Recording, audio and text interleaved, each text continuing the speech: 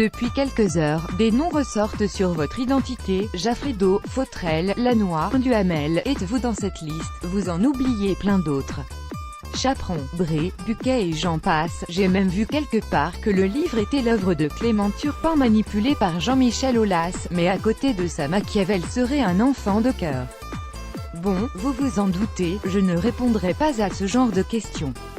Avouez que ça vous a amusé de chercher. En revanche, je peux vous livrer un indice pour répondre à l'un de vos collègues: je ne suis pas Joël Quignou. Quel intérêt de balancer, sous couvert d'anonymat? Pourquoi ne pas avoir dévoilé votre identité, pour donner aux uns et aux autres l'occasion de se distraire avec quelques spéculations? Par pur altruisme donc. D'autre part, il ne s'agit nullement de balancer. Je ne cherche pas à régler des comptes, mais simplement à décrire au mieux ce qu'est la réalité de l'arbitrage avec, certes, ses difficultés, mais surtout avec tout ce qui fait, à mon avis, sa grandeur. Et si le livre suscite des débats enflammés comme c'est le cas depuis sa sortie, tant mieux. C'est un livre motivé par la passion et non par la rancœur. Même si l'on est forcément parfois amené à en éprouver. Quel est le joueur le plus insupportable à arbitrer, Verratti ou Motta? Ce sont deux cas très différents. Marco Verratti se conduit envers le corps arbitral comme sur le terrain. C'est-à-dire qu'il ne lâche pas un pouce de terrain et qu'il est du genre sanguin.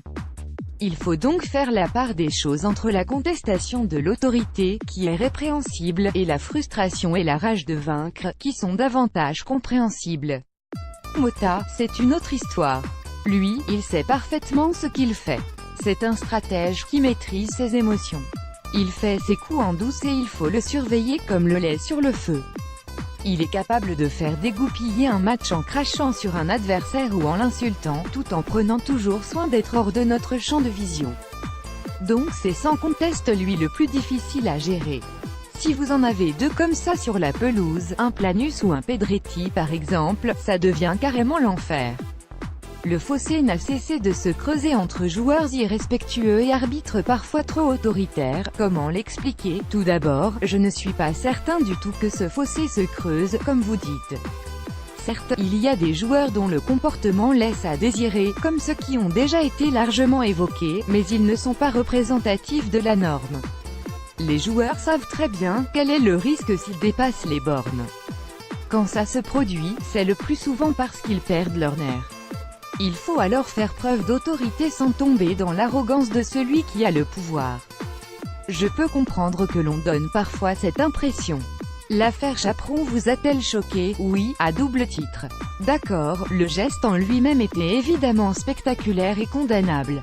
Mais de là à entraîner une réaction aussi lamentable des instances, uniquement à charger sans aucune considération pour l'homme et la carrière qui fut la sienne, carrière à laquelle ils ont mis un terme avec une absence totale d'élégance et de discernement et sans aucune forme d'indulgence vis-à-vis de ce qui reste un moment d'égarement. Son titre de meilleur arbitre est évidemment une réponse à cette injustice. Quand on n'a pas droit à la parole, on s'exprime avec les moyens dont on dispose. C'est aussi le propos de ce livre.